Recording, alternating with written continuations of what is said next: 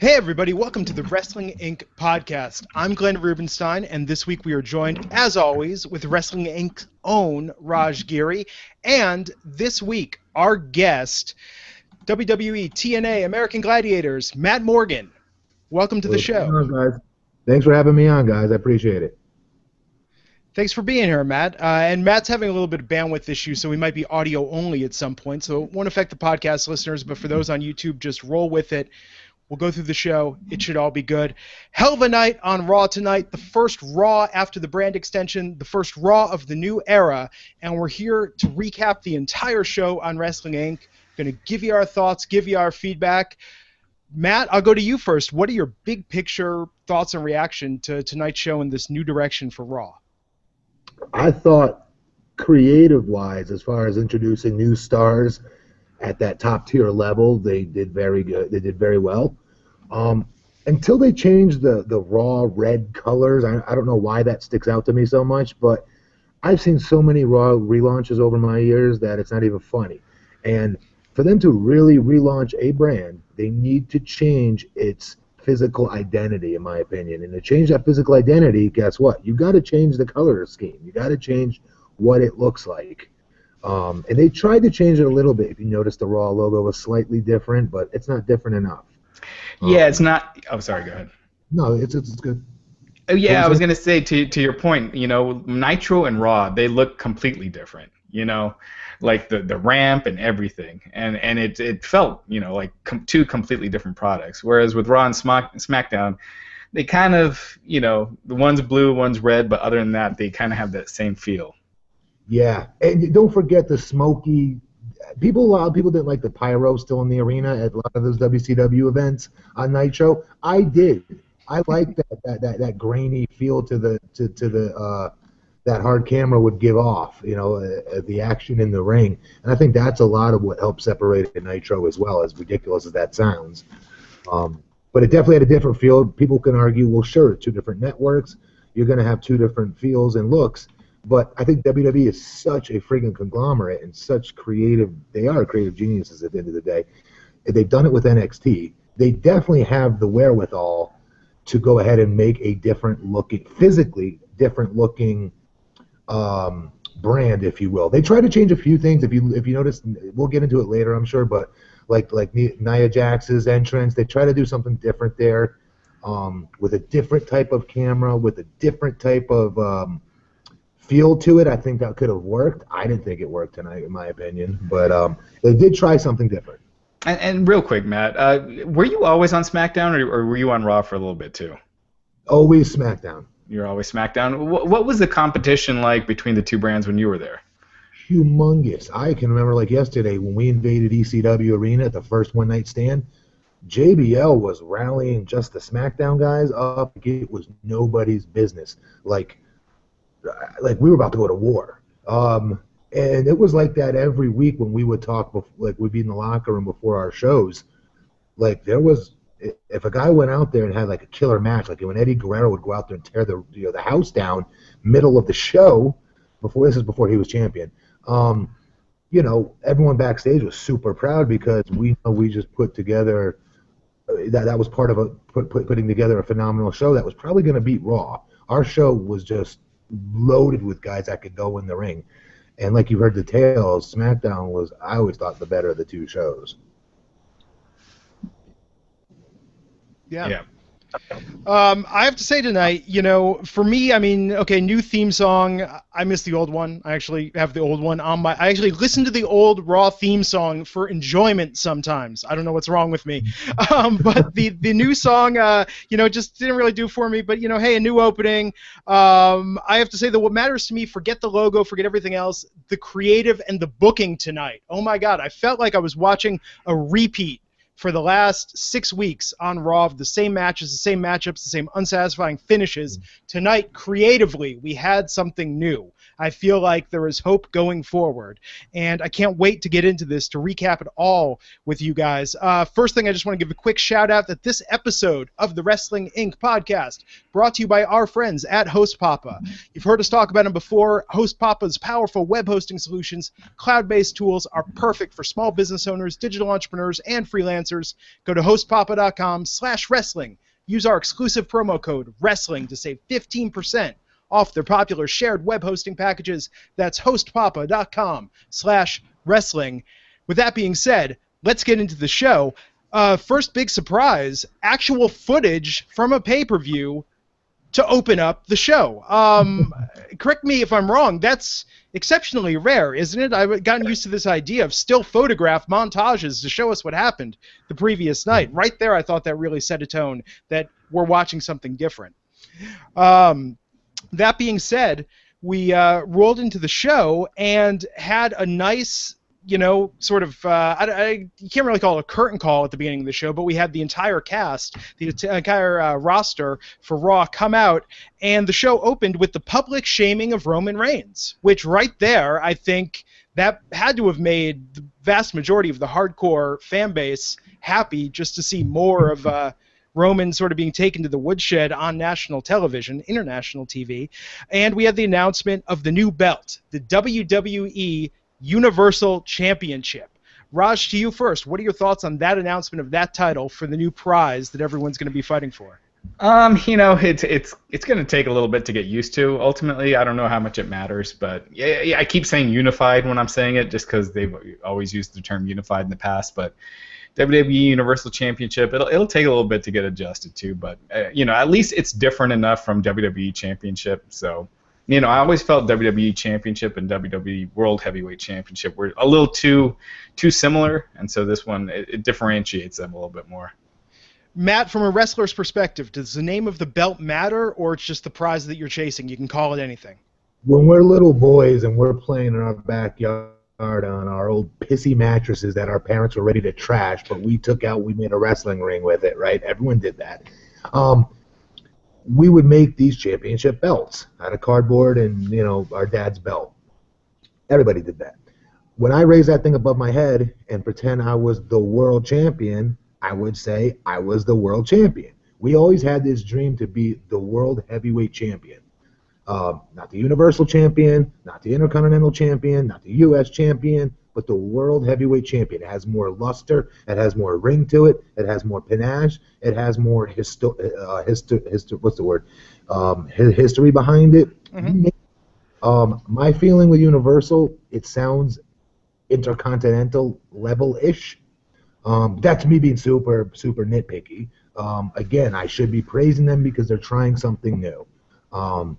And anytime a company like that is trying something new, we really should give it an opportunity to set in first. But like Raj said, because it's so damn new, it just sounds really weird and awkward, and it's going to take time to getting used to.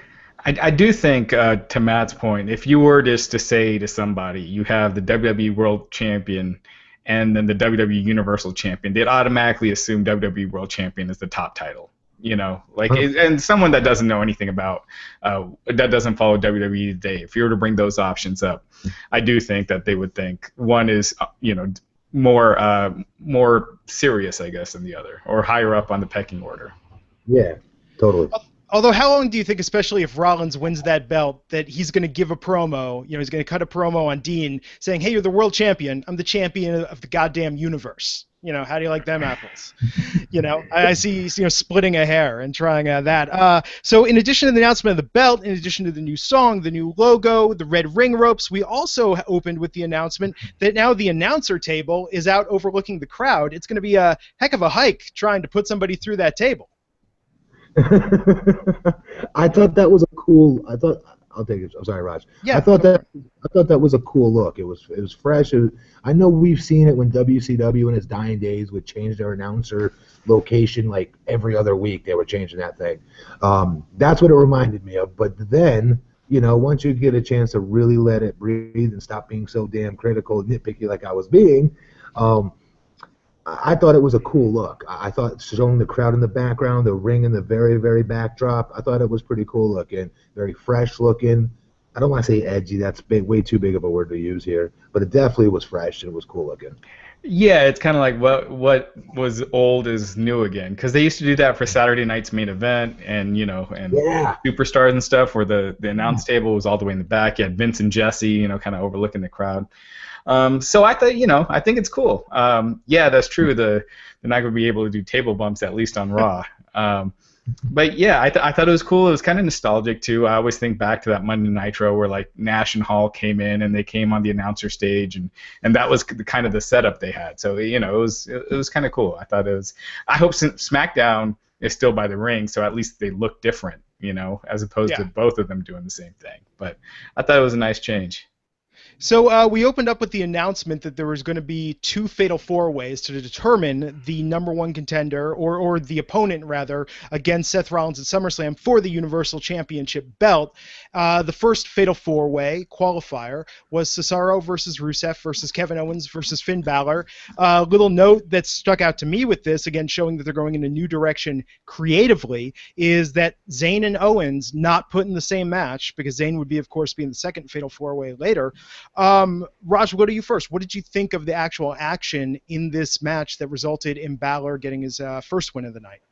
I thought it was a great match. There was a guy in the crowd, I don't know if you guys noticed it, that looked exactly like Kevin Owens. Yes! Oh my God! And they only showed him in a couple, I think it was one quick shot, right? Yeah, I was like... Distracting. Yeah, like during the opening segment they showed it, and I was like, wait, is it Owens in the crowd? And then, yeah, it was crazy. But... So that distracted me. But yeah, I thought it was a great match. I thought it was good that they didn't have Owens and Sami Zayn in the same match coming off of last night, and kind of keeping that stiff that they're going to be apart for at least a little while. And so it was cool. I'm nitpicking here, but I just felt like Finn Balor's first match, there was a spot where Owens had him pinned and it had to get broken up. I just felt like he shouldn't be almost beaten in his first match, even though it was broken up. But again, nitpicking, but the match was great. Balor, man, he got such a crazy pop, and he just came off as a superstar right off the bat. Yeah, that was great. Matt, what did you think? I thought, we'll get into the other Fatal 4-Way, I'm sure, in a minute, but I thought it blew the other Fatal 4-Way out of the friggin' doorway. I thought it was outstanding. The contestants that were in it were awesome. I'm fans of every one of them. I love watching their work. So for me, as a fan, I love watching the action in the ring. I do. Vince Russo would hate and totally disagree with my line of thinking that I choose when I pay my money is I'm entertained by the action, and that match absolutely was delivered and then some. Finn Balor, I don't like the introduction to him in a Fatal 4-Way. I think when he gets introduced, it needed... granted, he did go on to win and all that other stuff, and we'll get into it later. So I think they were, stuck between a rock and a hard place. They needed to get the jetpack on him, and they needed to do it now. That said, I don't get why the Fatal 4-Way to do so, other than that we're introducing a new title, I guess, without doing a tournament, I suppose. But so I think they were stuck between a rock and a hard place, because the perfect way to introduce any new character is when he has all the limelight to himself. That's that center stage, ta-da type presentation. And that dude has the most badass ta-da center stage type presentation there is known in the business today, in my opinion, from his entrance on. And during his entrance, I kept thinking, damn, this would be so much more dope if he was doing the demon right now. Yeah. The whole time, that's what I kept thinking to myself. That said, I guess their rationalization is we need to introduce the guy first before we introduce, this demon persona. And they did go into that later in the show, which I was happy to see. So that means we will see the demon, which is awesome. Because at first I was like, are you kidding me? They shit-canned the demon gimmick? But no, yeah, and it was weird because they did the video package on Finn later in the show after the match. Yeah, I think that was actually smart on their part, because they wanted the common fan to get to know who Finn Balor was, the guy, and I think they thought they did that through just the match, which you can't just do. You do need to have some backstage promo time and more things done over weeks, periods of time before introducing maybe this demon thing per se. But I think they did a good job of that placing it right where they placed it, because they're letting know, hey, this guy you got to see coming up next is got this other thing that he's doing, and it's pretty friggin' far out there, that kind of a thing. I thought it was pretty cool. Yeah, I was kind of thinking the same thing. Like, it would have been really cool to have him come out as the demon, almost squash, someone a little higher up, not necessarily a top guy, but, have a very impressive debut by himself, one-on-one, come out in the demon gimmick. But I think fans would automatically assume that's how he comes out every week, too. Like, if he came out, dressed like that and everything. But I kind of agree. I didn't necessarily like him being just thrown as another guy in a fatal four-way, but obviously it paid off later. So, awesome way to just kickstart a new superstars. And speaking of kickstarting superstars, the match that followed, we had Nia Jax coming out in, I'll just call it what it was, a complete squash against local wrestler Britt Baker. What did you think, Matt, of that decision to have Nia come out and just do one of her standard, almost, I want to say, Goldberg-esque squash matches? She's paid to be big. I used to, read stuff when I first started, and before I really knew any better, because I came from a sports background where you would read the USA Today, you'd read updates on your game and see what these beat writers were saying. So when I got in wrestling, I was doing the same thing and treating these wrestling websites kind of like that because I really didn't know any better. And so, a long story short, I would read when I would have a squash match when they were introducing me on SmackDown, a typical squash match and yada yada yada, and they weren't into it. While I understand how boring and redundant it can be and how obvious it is who the winner's going to be, that's not the point. The point is we're storytelling here. She is an unstoppable monster, so she needs to be booked as so, unstoppable. They can't be giving her girls to get in the ring with to squash immediately that they're going to be using on the roster that mean a little bit more. They're going to get into that. I'm sure the Alicia Foxes or level of wrestlers of the world will be being fed to her very soon. But I thought that was good because it was just to showcase her and her alone. Yeah, I think they need more of that. Rather than just having the same guys beating each other back and forth, doing some squash matches that get over the moves, get over the finishers, introducing a new wrestler. And, when done right, look, it worked for Rusev, that he was squashing people and they built him up well. And so, I think it has its place, and in a 3-hour show, I definitely think it's fine to have a couple to get over these new characters. Yeah, I mean, I think, my thought on it, and I totally get that, and I get the sense of building her as this dominant force, and then maybe we put her against someone like Paige, in a couple weeks, or give her like a real match. But I felt like at the end of her NXT run, she was starting to get away from that, and especially her matches with Bayley, have some more credible matches where she was able to show off more than just the same 3 moves, and rely on more than just her straight size. But no, I mean, it was nice to see her debut. It was nice to see them use local talent. I mean, I know there was that article a few weeks ago that the WWE was going to start doing that more, to use local talent for enhancement matches. So that was cool. But yeah, I mean, for a debut, I think, you guys are absolutely right. It set the tone for what, Nia is, just this force to be reckoned with. So in that context, it certainly makes sense. So yeah, we had that. And what was the next match after? I'm just going down here. We have the second title qualifier with Roman Reigns versus Sami Zayn versus Sheamus versus Chris Jericho to determine who is going to face Finn Balor at the end of the night. Raj, to you first. What did you think of that second Fatal 4-Way?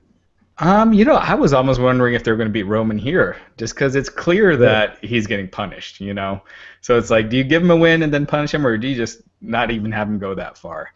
And so, but, I thought this was a really good match, too. I thought Roman looked good. I thought everyone looked good. What Matt said earlier, I thought the first match was better. But I thought this match was great. They teased some spots with Sami and Reigns where you almost thought like Sami was going to get the win. And it made it believable. So I thought these guys busted their ass off, and the match looked really good. Any match that's captained by Chris Jericho, you already know this, is going to be top notch. It's going to be awesome. He's always going to put together and chain together like the best false finishes.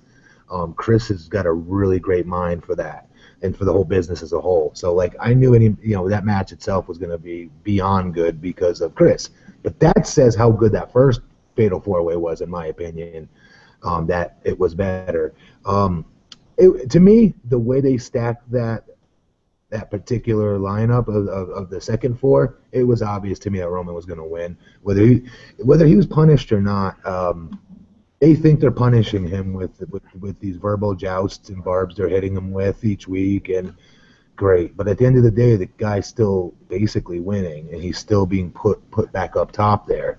So I would have liked to have seen somebody else go against go against, like, say, AJ Styles being there instead of Roman, and have AJ had won that second Fatal 4-Way, and have AJ go against Finn Balor at the end of the night tonight. That would have been a hell of a match. Yeah, but well, now with the draft, with what they got, I thought, I thought you could have done. What am I saying? Yeah, duh, AJ's not even on the damn show. Hey, don't pay the guy behind the curtain. Right. Yeah. Yeah. But for the roster that they had, it felt like they picked the right mix of people. It's obvious they wanted to stretch the matches out, kill some time, because I mean, you look at the roster at the top of the stage at the beginning of the show, and it's kind of bottom heavy. You've got a select amount that can realistically main event, and then a lot of people to fill out the rest of the card. So. That's something they need to work on, and they threw one guy right in the mix tonight already, so they are working on that. But it was good, and on Twitter it was amazing how many people were like, "Man, they're gonna job Finn Balor out right off the bat," and they're having him lose to Roman Reigns his first night. And I thought so too. Yeah, I think probably the majority thought that Finn Balor was losing, and so it was a cool surprise. Yeah. No, I mean, and I'll tell you, where I was really believing it tonight, that match was where I got my first inclination that things might be a little different. Even though Reigns won, the fact that Sami seemed so close at points to getting a win in that match made me really believe that they were going to do something different. I had a bad feeling after Reigns won, where it was like, again, one step forward, two steps back, like the WWE creative often is. But what was interesting is, some people in the audience, I don't know if you guys picked up on this, there was actually a portion, there were some chants for Roman in the audience, which I thought was very interesting, seeing as, last night and in his appearance, every time his name was mentioned for the longest time, he was just getting straight boos. But yeah, it was it was a good match, even though I was cautiously just pessimistic about where things were going after Reigns winning, because I really tonight, I know before these shows we often watch the last segment of Raw sort of in our pre-stream before we start this, and tonight I was running a little late because I was so caught up in the match thinking, oh my god, Finn can actually win this thing. So when he did, that was just little Christmas and my birthday all rolled up into one sort of moment. So we'll get to that match in a bit.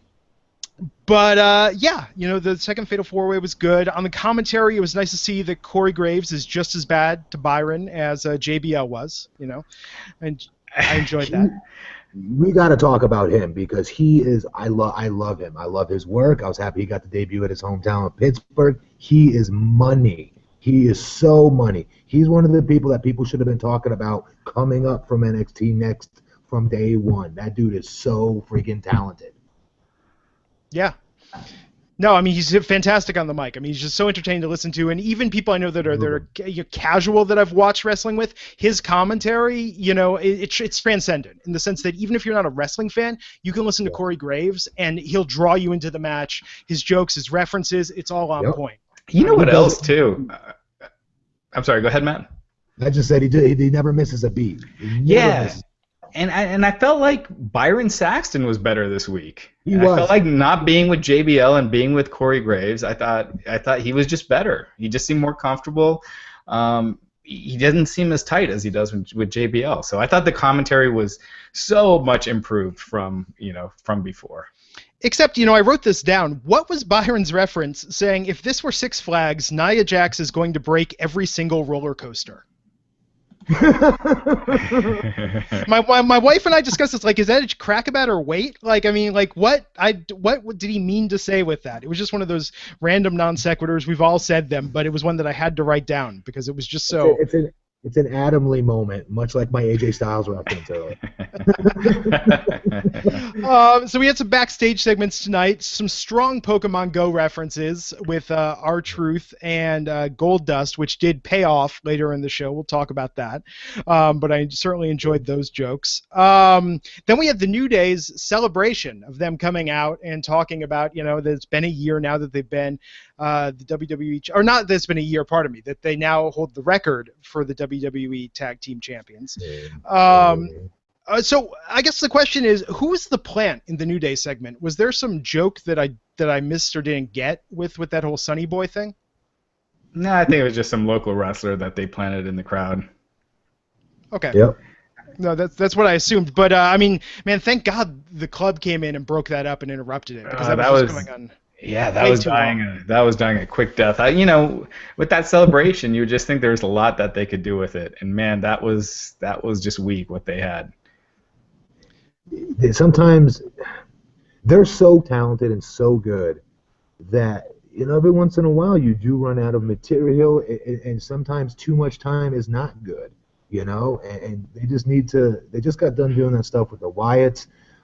They need to just let them chill a little bit and come when they're being shoved down people's throat. It can be perceived as corny and not their normal, like, legitimately, organically funny selves, because they're all very good together. I love watching them. But sometimes this wasn't the first time either. Sometimes it's just long and dragging, and it's like, holy crap, they just gave them 22 minutes to stand in the middle of the ring with a microphone. Like, that's a lot of time. And sometimes it's too much. Yeah, and there's a difference between being corny but being entertaining to corny and being boring. Right. And they were definitely getting there tonight. And so, yeah, I don't know. They've just been falling flat a little bit. And I thought the thing with the Wyatts, it could take them, it just seemed like there was a lot that they could have done with that feud, like having Xavier leave for a little bit, out of like protest, just doing something different. And they're just kind of back at the same place. So yeah, they could have been a little bit more serious for a little longer. Yeah, exactly. Like maybe drop the comical thing for a little. I mean, not completely, but getting more serious with the Wyatts. They're getting beaten by the Wyatts. They get more serious. You see a different tone in their character for a little bit. And then they could go back to how they were. I don't know. I just felt like there were a lot of ways you could have went, and they didn't really go anywhere. I think the riffing has really been on point, in everything that they've done with their one-off jokes and their asides when they have someone good to sort of roast verbally. But I think if they're looking to do more recurring jokes and segments, I think they need something new. I mean, since Bootios, have we had like a New Day bit that they've fallen back on each time? I mean, it seems like it's been a while since they've added to the repertoire, as it were. Yeah. And guys, let's not being the wrestler here, but trying to defend the wrestler. But a lot of that is creative. A lot of that's what's being given to them as well. So who the hell knows? How much of your stuff was scripted back in the day, Matt? To what you hear about now? When I did my sweet stuttering persona, that was scripted for like the first 2 or 3 weeks, and then Vince he came up with the character, right? So he would literally stand behind the camera of every one of my backstage pre-tapes. He would work with me in the middle of the ring when I'd have an in-ring segment for promo time. And so a lot of it was scripted, but then I got to a point where he would just pull me aside and I would just have basic bullet point, a little bit more than bullet points to hit, because it was like a what's the word? An oxymoron here, because he would say things like, I want you to be comfortable with what you're saying. So if you want to use that instead of this, that's perfectly fine. But in my head, I'm going, you want me to be comfortable with this? I don't stutter. Let's start there. No, definitely. And as we discussed last night, we do not begrudge any wrestlers for creative that is, that they're stuck with, as it were. We recognize, the position that they're in. So moving on, we're going to talk about the women's match. We're going to talk about the return of Neville. And let's talk with Neville before we go to a quick break. So obviously the club came in, broke up the match, and then when we came back, we had Neville versus Curtis Axel in what was, I want to say, a brisk match that it went by fairly quick, but it was not an outright squash. They gave a little more there. Started with Curtis Axel sort of announcing that he's not irrelevant, being dubbed the Mr. Irrelevant title that the announcers heavily played upon. Of course, that comes from, I believe it's the NFL for being the last person chosen in the draft. But beyond that, and aside from Neville's sweet beard that actually makes him look a little more like a grown-up, what did you think of the match, Matt, of Neville's return? He's another one I enjoy watching. He's another one of those guys like that. I'm sure some older wrestlers will be like, oh, all they do is, flip flop and fly around the ring, and all they do is these goddamn dang spots and yada yada yada, and they cry and complain about it. I, as a 7 foot 300 pound man, love watching it. I don't care. I love watching it because I can't do it, and so the athlete in me loves watching someone like Neville try to continue to evolve the business with his offense. He's very innovative, and he has just this natural athleticism to him, if you will, that it is fun to watch. It draws your eyes to him, and I don't want to stop watching it. He's not the best looking man on the planet, but I digress. Well, I will say he looked good for being out of action since I believe March when he had his injury. So he looked good. The match wasn't anything. I mean, it was to do what it was supposed to do. It was give him a win and just let him do his moves, and that's what it was. Curtis Axel. When you say you're not irrelevant and then you get beat pretty handily, I think that shows where they're heading with your character. I don't know why they didn't keep the social outcasts. I thought they were entertaining. I feel like Curtis Axel is less. Obviously they were meant to be, an entertaining prelim gimmick. But at least they were entertaining as opposed to just a prelim gimmick, Yeah, but without Adam Rose, what are the social outcasts without Adam Rose? Heath Slater, baby. Yeah, exactly. You're completely undermining Heath Slater. No, I like the social outcasts. They grew on me. I mean, they're goofy, but I think with those guys, I mean, what else were they going to do with them? I mean, they had nothing else going on.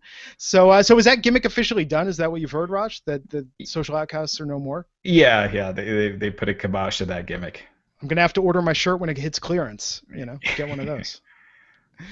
That and some Ryback merch. So we're going to talk about the women's title match in a second, a match that, in my opinion, was the match of a very, very good night for Monday Night Raw. But first, I just want to take a minute and talk about the sponsor of this episode, Host Papa. We've talked about it before. You've heard Raj and I talk at length about the challenges that you face when you're trying to host a website that you want to make sure is up, that's reliable, and that delivers your visitors a great experience. Host Papa has complete solutions for small business owners, digital entrepreneurs, anyone who needs to get a website up and running. They've got everything you need, one site, easy to build drag and drop website builder, or their simple one-click WordPress installer. You can have a great site up and running in no time at all. They're the best web host for small business with affordable pricing and award-winning support. You can hit them up on chat, phone, email, 24/7, 365. And if you need extra help, they'll give you a dedicated 30-minute one-on-one training session with one of their experts. It's free, no extra charge. No other web host does that. Can't recommend them enough. Host Papa has got your back. Accounts start as low as $3.95 per month, and they'll throw in a domain name for free. If you don't like it, there's an unconditional 30-day money-back guarantee, so there's no risk at all. If you already got a website hosted elsewhere, they'll even help you migrate it over for free. Here's what we want you to do. Visit hostpapa.com/wrestling. Check out what Host Papa has to offer. And because they're fans of this podcast, they're offering our audience an exclusive 15% off new shared web hosting accounts. Just enter our code WRESTLING at checkout for a 15% discount. That's hostpapa.com/wrestling. Use the code WRESTLING to get 15% off powerful, reliable, and secure web hosting for small business owners. Hostpapa.com. Love these guys. Going back to tonight's Monday Night Raw, we had what, in my opinion, was the match of the evening. Can't wait to hear what you guys think about it. We had Charlotte with Dana Brooke at her side to start against the boss, Sasha Banks. Interesting note that after Sasha really dominated the first few minutes of the match, Dana Brooke was ejected, so we finally had Sasha and Charlotte one-on-one. The end result was Sasha winning the Women's Championship belt. Matt, to you first. What did you think of the match? What's there to say? It's similar to my WrestleMania comment with their three-way. That, again, they blew the roof off of that BITCH. Those girls went in there and absolutely, to say they delivered is such an understatement here. There's not even a proper word to explain how much of a friggin' grand slam that was times 100. Like, that was incredible. The storytelling, again, the girls, those two especially, you're throwing a Becky Lynch as well. Those three, including let's throw in there those three right there. They generally try to transcend the business as far as their moves go, their false finishes, everything they do. They're always thinking forward, and they're not putting limitations on what they can do. I mean, I hate to just talk about the moves because the story they told in there was phenomenal. You know, building to, you know, the point where finally, you know, Dana got tossed out of there after, you know, cheating, and her finally getting a one-on-one shot with her fair and square.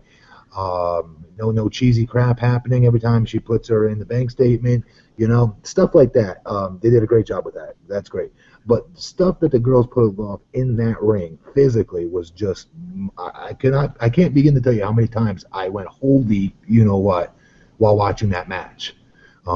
They're just, to me, that was hands. It's, again, an understatement to say that was match of the night. That's going to be a hard women's match to top for a while.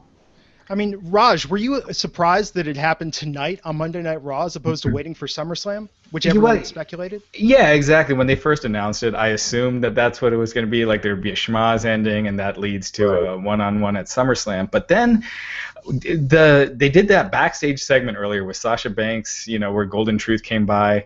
And Sasha, just in her promo, she seemed a little nervous. And then I was like, I wonder if she's actually winning it tonight. Because she seemed, you know, a little off. Like, you know, like something was happening later. And, you know, it can completely focus. And, yeah, you know, when Dana got kicked out, when she did the Eddie thing, I was like, yeah, they're going to do it tonight. And, you know, I would have... I'm sorry, go ahead, Matt. I'm sorry. Can I just tell you why she probably, you know, you can see that she looked a little nervous backstage? Because that's called when creative sandwiches a bunch of horse crap into your segment. When you're the boss and you're this most badass chick and you're dope and you're hip and you're edgy and everybody loves what you're up to, what you're doing, and then in walks that garbage. So that could throw somebody off in their promo too. How the hell do you come back from that? Yeah, that's true. It's you know, you're interviewing someone for a women's title match. If you're really treating it like a world title match, you're not going to be doing that with Seth Rollins or Roman Reigns having a Golden Truth segment stuck in there. That is a good point. But I'll say this, you know, I would have liked for it to happen at SummerSlam, but obviously, it's, you know, they're trying to kick off this new Raw era, and to do a title change, I thought this was the right one to do, and it was a cool, like you felt like you saw something special, and you know, and the match was amazing. Sasha was great, Charlotte was great. I thought Charlotte's expressions when she was leaving, I mean, it looked real at the end, you know, like you suspend your disbelief when you're watching it, because knowing Charlotte, if you go back and watch that again, you probably saw it too, Raj. She did everything she could not to break down and bawl for her best buddy up there winning that title. Yeah, exactly. She was trying to make it look like she was disappointed, but you could tell deep down inside she was, you know, really proud of what happened. And what does that say for somebody? Do you know what I mean? That she just dropped the title and she's probably happier that she was able to drop the title, you know, to someone like that. And that just says a lot about the whole women's wrestling movement right now. They got the right girls at the right place at the right time. Oh, it was amazing. And I'll tell you, I mean, we were talking about this last night with Vince Russo about Battleground. I mean, in my mind, the number one thing that makes me pessimistic, and I think with a lot of fans what makes us pessimistic, is predictability. And when you feel like, oh, here we go again, we're going to have another cheat finish, we're going to have Dana interfere, they're going to find some way to keep dragging this on and on. So my reaction was I started watching the match kind of like, I'm just going to half pay attention to this because I don't want to get too invested knowing that once again, I'm going to believe it's going to happen, and it's going to be like Lucy with the football, pulling it away at the last minute. It's like Charlotte's still the champion. You know, I was invested when it was Paige. I was invested when it was Becky Lynch. I was invested when it was Sasha. So I was half paying attention. Then I noticed, wait a second, Sasha is dominating the first few minutes of this match, just completely owning Charlotte in the ring. She did the Eddie tribute. Dana gets thrown out. Oh, my God, they're one-on-one. And I wrote that down. I mean, before the finish, it was that amazing how they have their best match once it's one-on-one and no Dana. And I think whether it was her dad or Dana Brooke, it did Charlotte a huge disservice to go in there, you know, because she wasn't having real matches. was. You know, it was this big theater piece that was going on where it was going to be about the creative interference that was going to allow her to get a win and not rely on her actual athletic ability. So, you know, it was just amazing watching that tonight. And my wife and I both yelled and like jumped up when Sasha won, and after that it was like, okay, I'm getting a little teary-eyed, you know, it's dusty in here, because it was just, I mean, you could see how thrilled Sasha was by it. It was a great moment, and having, you know, coming back into WWE proper, because we were huge NXT fans, I mean, these moments are just like, you know, watching someone that you feel like, you know, that you feel like you watch them come up, you know, and it's like graduation. In this case, it's just seeing her get that big win. I mean, it was fantastic. But aside from that, even if Sasha had lost, I still would have said this was the match of the night. Me too. Absolutely. Yeah, absolutely. It was they went out there and they killed it.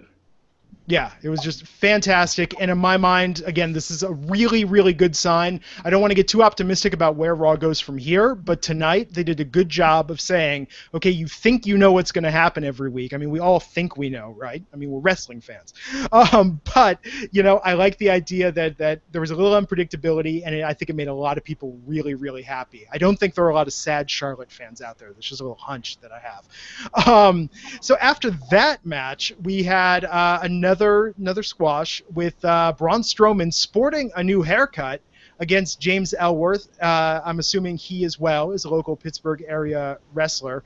Matt, what did you think of this match? I mean, did it make Braun look convincingly strong, or did Braun need to be built up even further now that he's on his own, having left the compound? They always do this with their big guys. I'm an example of it. When they brought me back up with said stuttering gimmick after I had, a 7-month run with Brock Lesnar on Team Lesnar, they introduced me as this monster with a ridiculous gimmick, but a monster nonetheless. And whenever they do that with their big guys, Eric Rowan probably will go through this whenever he becomes singles act by himself. They feed you the local talent, the enhancement talent, because that's the job, to enhance that talent in the ring, that giant, that big man, that monster. And to do so, the guy can't be coming off his feet. He's got to appear as the abominable snowman. He cannot be budged or had even a chink in their armor when it's time to go. And when I mean by time to go, by time to giving the big man that push at the very beginning. WWE's biggest problem with this, however, is they'll do a bunch of quick jobber matches or enhancement talent matches like that for the said big guy, and just like always in their formula, for some reason, they end up getting there too quick with that talent, meaning they end up bringing them up to an intercontinental level, let's say, and now the guy's coming off his feet all the time, and everything we just saw for like the better part of a year, or 6 months, if you will, is all for nothing. So I never understood that. I never understood why don't they get the big guy to the finish line. If their finish line is not to put a world heavyweight title on that big guy, that's fine. Then keep him the hell away from the heavyweight title. Okay? There's other things you can be doing with him, but the key is not to book them every single week. You don't have to do that, and that is what they do. When you do get them to the finish line, I mean, look at what could happen. You got Brock Lesnar. You know, that's what they did. They did the squash matches, and they just kept on him. They kept that push going, and he, you know, became. Look at where he's at now. Goldberg, you know, same example. So, you know, you gotta pick the right guys. You gotta stay consistent with it, and yeah, I thought this one was hilarious. That guy he was awesome. That James Ellsworth guy with his promo, it was like you almost felt bad for him. And the size difference was just, I mean, it was kind of funny. But I mean, it shows how big Braun Strowman is, because he never looked as big as he is because he's always next to the Wyatts, you know, who are all big guys. Right. And here, next to a guy who's maybe not, you know, I don't know if he's normal sized or a little less than that, but you get an appreciation for how big he is. So I'll put it to each of you, and I'll give you my pick. Raj, to you first. Who does Braun feud with? What's his new storyline? Who's he go up against? You get Dolph Ziggler's on SmackDown, right? Yeah. You got to give him someone like that can work, but that's not, you know, to kind of get him comfortable in the ring, but that he can beat. That doesn't do anything for, that doesn't hurt the other guy. It just keeps him at the same spot. So I think you got to give him someone that's good in the ring that can go, that he could work with at live events. A babyface Chris Jericho would be ideal, but he's not babyface at the moment. Sami Zayn? I was thinking Sami Zayn too, but unfortunately, what do you do there? That's exactly what I was saying earlier about what they always have a problem with their big guys. They put them on TV every single week. Brock Lesnar and Goldberg are just extreme examples of it working out, obviously. And they had a lot bigger talent pool to run through at the time of guys who had more experience. Now they have so many inexperienced WWE on television talent, if you will. So like Sami Zayn, they're still trying to build him. He can't be in a situation where he's losing all the time either, especially when he's so organically over with that audience, in my opinion. Yeah, I would say it's tough. I mean, I would say from a match point of view, I think someone like Neville would be interesting because you get the size difference, and Neville has a completely different style. And they could trade wins back and forth. I think that would be interesting. But to your point, Raj, what about Bo? That's just it. Hang on. That's just it. No, they can't trade wins. You don't think so? No. Braun Strowman he should not be coming off his feet. There's so much to this that I could talk all day about, so I'll shut up. No, I agree. Cool. He should be destroying his first feud. I mean, wherever they're headed with him, he should be destroying the guys. If that's the push they're giving him, he should be, he should be dominating his feuds.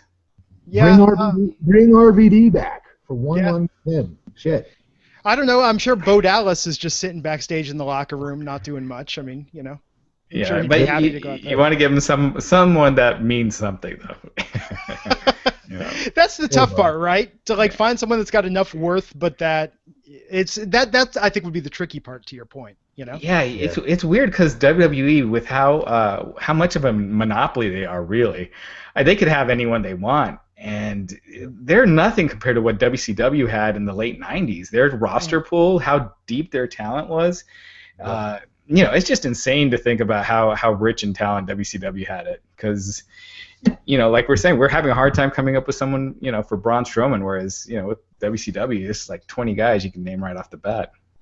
Yeah, no, it'll be interesting to see what happens. But we'll see whose prediction is right, depending on how they go next week on Monday Night Raw. So we came out of that match, and we had Enzo and Cass come out. Didn't really do much aside from their standard entrance.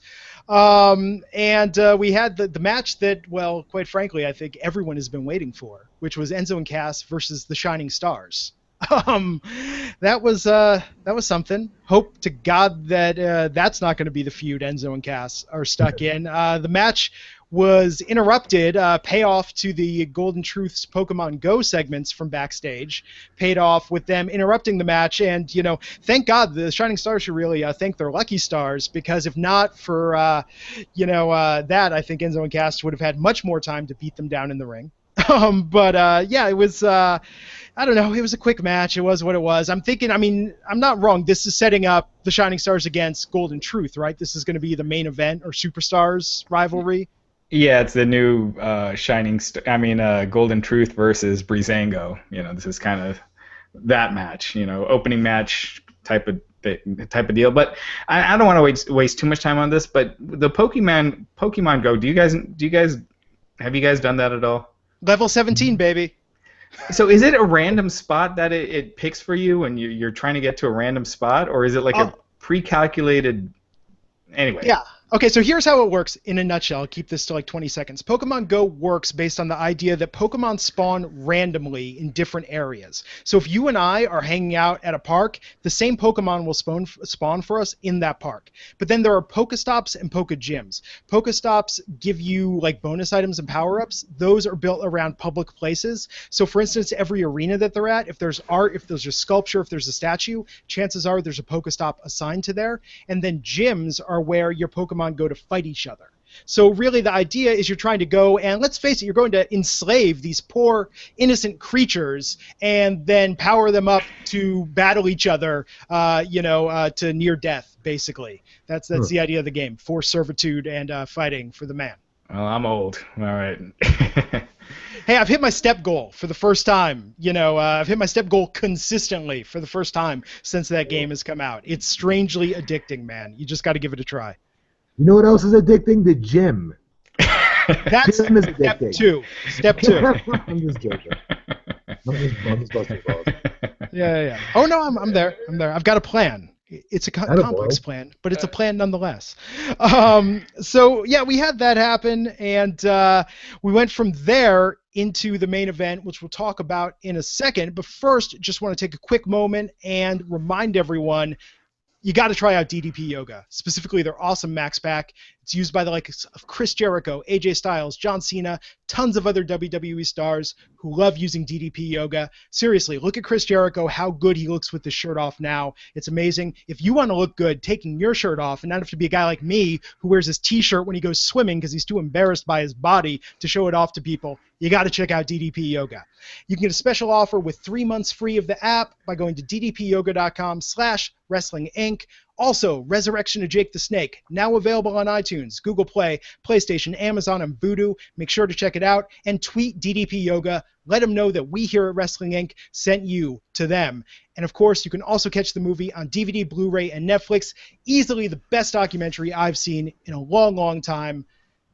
Resurrection of Jake the Snake, DDP Yoga. Thanks for sponsoring our podcast. And if you get in shape with DDP Yoga, then you got to have the clothes afterwards. And for that, you got to be sure to check out Trendy Butler. It's a fantastic clothing service that does all the work for you. You select a style profile, and Trendy Butler has a style of hand-picked clothes that cater to you. I've used it. It's an amazing service. I hate picking out clothes, so it was awesome for me. And even better, for only $65, you get over $150 in designer clothes. And if you sign up and use code WRESTLING10, you get another $10 off. So make sure to check out trendybutler.com and follow them on Twitter at TrendyButler and on Instagram at Trendy_Butler. Cool. So wrapping up the show, we had what, if not for the amazing women's match, probably would have been the match of the night. We had the WWE Universal title qualifying match between Finn Balor and Roman Reigns. This match, I mean, we talked about the outcome. Finn Balor won. He is now going to face Seth Rollins at SummerSlam for the brand new, the newly created Raw title, the WWE Universal title.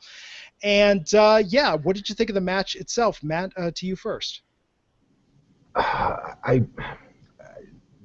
Jumping, I know we don't have much time, so jumping through I don't want to get too much into the mechanics of it because I know we don't have much time, but the bottom line was the outcome. That match was designed to continue that rocket launching into outer space that is the booking of Finn Balor.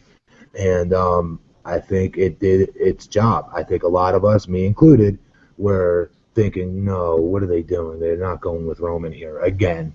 And not to Finn. Come on. He's just introducing him. This can't be happening. So part of me was worried that would happen. So I was pleasantly surprised, when Finn pulled this one out and continues that meteoric rise. He's a star in every sense of the word.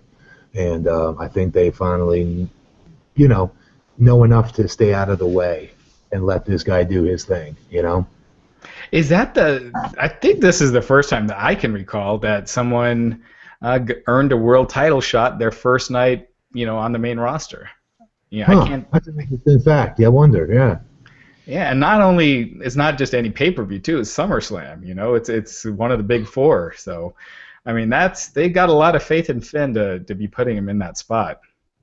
No, it's an all-time debut, right? I mean, it's not. I mean, given the level of the Divas title, I mean, Paige debuting and winning the title when it was the Divas belt, and given who the competition was at the time, not quite on this level. Given that Finn Balor showed up and essentially, beat the guy that was number 2 in the Raw draft picks ahead of him, the guy that we all thought was gonna walk into SummerSlam as the challenger for the belt. I mean, for Finn to leapfrog over him into that position says a lot when you look at where creative has gone with Roman Reigns in the last 6 months. You think they'll sustain it, Matt? I mean, being a big guy, you could see the size difference, when he was facing Roman. I mean, it was pretty, my vocabulary is just going to crap, but it was a sizable difference. You notice it, yeah. And Vince always, he's a big size guy. So you think that's going to hurt him? Here's what I've noticed. You're right. Vince is a big size guy, right? And I think he'll always be looking to go back to that once these other, not just Finn Balor, but the Seth Rollins, I'm sure he thought this with as well, maybe the Ambrose as well of the world, definitely the Daniel Bryans of the world, where he's waiting for that one moment for one of them to not hit an absolute grand slam, which is what these guys have got to do every single time they go out and wrestle in front of Vince. Those particular guys I just mentioned have had to hit a grand slam every time when they first started on that roster in front of Vince. And they have always delivered, which really says a lot about those talents. So I think now, because Finn is so damn good, he's not going to drop that ball. And I think he only goes back to a Roman if the perception is a Finn dropped the ball or something of that nature. I don't think he'll just go back to Roman because of size now. I think we're finally, kind of sort of past that era of that, just because bigger is better. Finn's got a great physique on him. If he was scrawny, that'd be one thing. If he was fat, that would be another. He's got a good build on him. He looks like an athlete is the bottom line.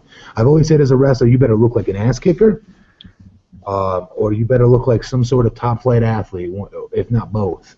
And I think Finn gives you that top flight athlete look. I definitely do. So I think you can get away with a little bit more. He's innovative enough to know how to go against bigger guys because he worked in Japan, and working that strong style, he knows how to make his stuff look believable because he lays his stuff in when he needs to. And what do you do with Roman? What do you think they should do with Roman now? They put so much time into him. I think he hangs out in that Cena-ish second tier right now for a little while, and I think you really let him be a heel finally. Yeah. Just let him. You can give him this whole new year's worth of programs, or 6 months to 8 months worth of programs, and let him be this heel that is dying to come out of him. You can see it. He wants to snap on these people, and I don't blame him. I would have snapped on them after the third week of them booing me when I'm supposed to be being a babyface. I digress. Yeah, seriously, I would have been horrible with that. So God bless him for having the patience and the professionalism to to stay in character for the most part. But let him be a heel. Let him be a heel. Give him this whole assignment to work on, if you will, and like they did with The Rock, just let him try this out. It seems natural. It seems like a natural fit. The entire universe is booing him. Okay, give him a reason to boo. And for the people who are like, oh, well, that's going to turn him face. No, it won't. No, it won't, because they're booing him for very different reasons. Yeah, unless he becomes a very entertaining heel. But then who cares if they do? He's not going to. It's Roman. He's not going to be some witty, rock-ass promo guy. He's not. Yeah. He's a meat and potatoes, I'll kick your ass type of in-your-face, smash-mouth wrestler. Yeah. And I thought the match was really good with the back and forth. And again, it seemed like, and maybe that's part of it, it's just that meta quality, right? I mean, sort of the inner smark that's going like, Roman's going to win. I know it seems like Finn's going to win, but somehow Roman's going to win. Somehow Roman's going to win. And they manipulated us with that. They purposely did that, which is genius. I love that they did that. Yeah, it kept you on the edge of your seat. And you know what? Finn Balor, he's just so great. Like, he just made that match so believable. It can be hard when there's that much of a size difference and to go that long to make it believable the whole way through, and he does that. So I'll ask each of you your predictions, though. Raj, you first. Do you think they're going to put him over Seth at SummerSlam? Isn't that awesome that this isn't just a guaranteed thing? Like you want to say Rollins just because, but there's no benefit in that. Yeah. What the bigger benefit here is to put it on Balor, in my opinion. But then again, you're giving him too much too quick. A lot of people like to see the babyface chase. We're eliminating that if he wins the title right away. Seth Rollins needs to win via cheat and a major cheat job, major screw job, not something that's cheesy and predictable, but something really screwish and heelish where we want to now pay money to go see Balor, hand him his ass one day, and watch the journey, like we just watched tonight, a la Sasha Banks versus Charlotte. I actually disagree with you on that one. I think you go with Balor. I think when you got the jet packet on, sometimes it's best to just ride it and just go. And because look at Lex Luger, right? He was getting hot. when they turned him babyface and did that whole Lex Express thing. And then they had him wrestle Yokozuna at SummerSlam, and he didn't win the title. And Luger just faded after that. I mean, the idea was to have the chase. He's in the chase for the title. By the time they got to him, getting to WrestleMania, or the Royal Rumble, the fans were done with him. So, and granted, Finn Balor's not Lex Luger or anything like that, but what I mean is like momentum and everything. And if he's got the momentum, and we'll see how it plays out over the next month. If the fans are reacting to him, he's got the momentum. You could do it. Where does he go? Where do we go with Finn Balor from there? Well, you keep him feuding with Rollins for a while, and you could do, have the title switch hands between them a couple times. Again, that's where a good story comes into place, or a good feud. You have your twists and turns. But, I see your point with having Rollins and having Balor chasing him. I just don't know if Balor is established enough of a star yet for fans to get into the chase. But if they put the title on him, I think then he is. I would love to see him win this because I know him and it'd be awesome just for personal reasons, right? But talking business-wise, right? So look at it this way. I remember everyone and their mother was crying and up in arms because Charlotte kept screwing over. And what's her name? Sasha couldn't even get on TV. You remember that? And everyone was like, what the hell's going on here? Don't they know what they have with her? And I remember tweeting some fans going, relax. They're going to start an angle. I guarantee it. All right? They're not just wasting her, throwing her out on TV. And two, once they do, it's going to be a chase for the title. And it will be worth it. Then once the chase started, everyone kept saying, what's going on? She keeps getting screwed over. Why can't she just be the champion already? And I started to think, you know what? Maybe today's fan doesn't have the patience anymore. But listening to tonight's reaction when she won was all the proof I needed that when it's done correctly, they do have the patience. That's a good point. Yeah, and speaking of that, I mean, I'm as impatient as any fan for wanting to see the people I like go over. But I mean, do you think part of that is that they know that to their casual audience, they need to repeat a match X amount of times, to have it really resonate and become a thing to make it meaningful when that win happens? I mean, if Sasha wins right away, there's no setup. But if Sasha loses on her first 4 attempts, everyone will know that she's lost, everyone that follows even passively the WWE. So then when it happens, they can sort of share in that feeling that, okay, there was a change, as opposed to doing it right off and you feel like you have to follow every week to keep up with it. It's two ways. To Raj's point, we're using Finn Balor for the example here. Yeah. We just said earlier, you need to put the jetpack on him and keep him going. Yeah, right? So it's a double-edged sword because I could see them keeping the jetpack on someone like that, or someone like Sasha, like you said, where you give them the win right out the gate, right? And it's just like, holy bleep,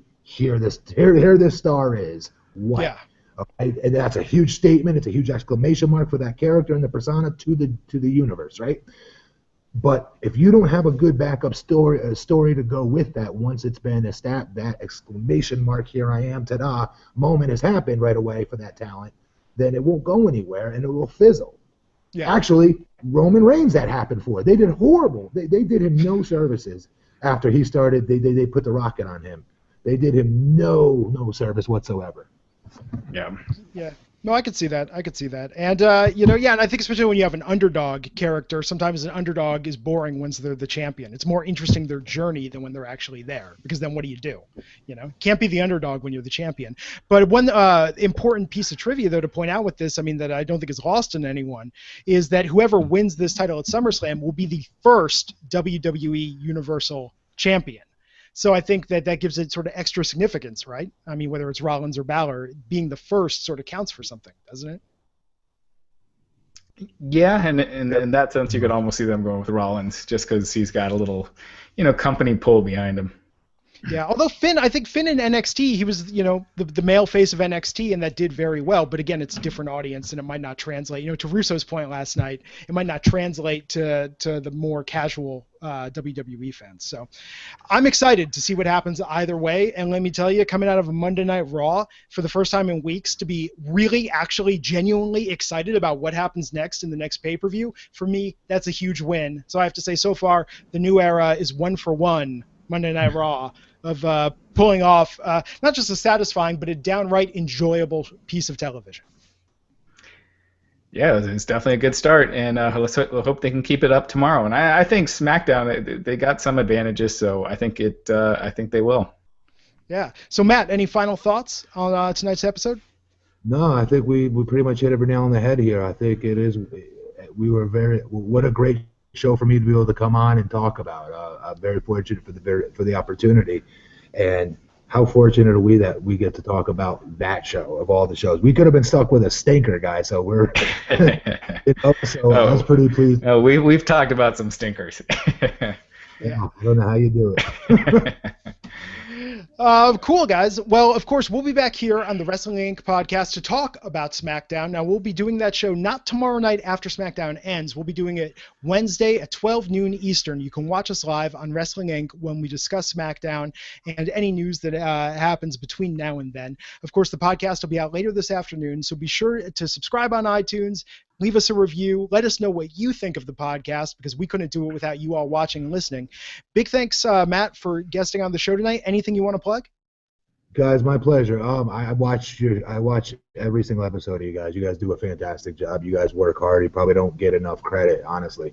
You guys try to watch it from a wrestler's perspective. When I watch your show, guys, you try to do the wrestlers justice, which I appreciate. Oftentimes, what creative comes up for the talent, sometimes you worry that the fans don't pick up on that. So I definitely, as a wrestler, can say thank you to you guys for trying to always look out for the wrestler along the way when you do these type of critiques. And not take yourself too seriously, but at the same time, taking it serious. So you guys do a phenomenal job. I'm a fan of the show, actually, and I'll be honest tonight. Thank you. Well, thanks for coming, Matt. And again, thanks for just mad respect again to the wrestlers and what they do in the ring. I know we talk a good game about feeling like we know what makes for good wrestling, but I'm the type of guy, I'd go in the ring, I'd take one bump, and I would just start crying and have to be stretchered out of there. I would be like, this hurts a lot, and I don't think I can breathe. So I give massive props to people that can put their body through that, because I am not that tough. So again, thanks to everyone for tuning in tonight. We'll be back here on Wednesday. You can find all of us on Twitter. Just look up our names, check out the links on the show notes. Thanks to Trendy Butler, DDP Yoga, and host Papa for sponsoring the show, and we'll see you back here on Wednesday to talk about SmackDown. Fingers crossed that it's as good or better than Raw was tonight. We'll see you back here on Wrestling Inc. Have a great night, everyone. Take care.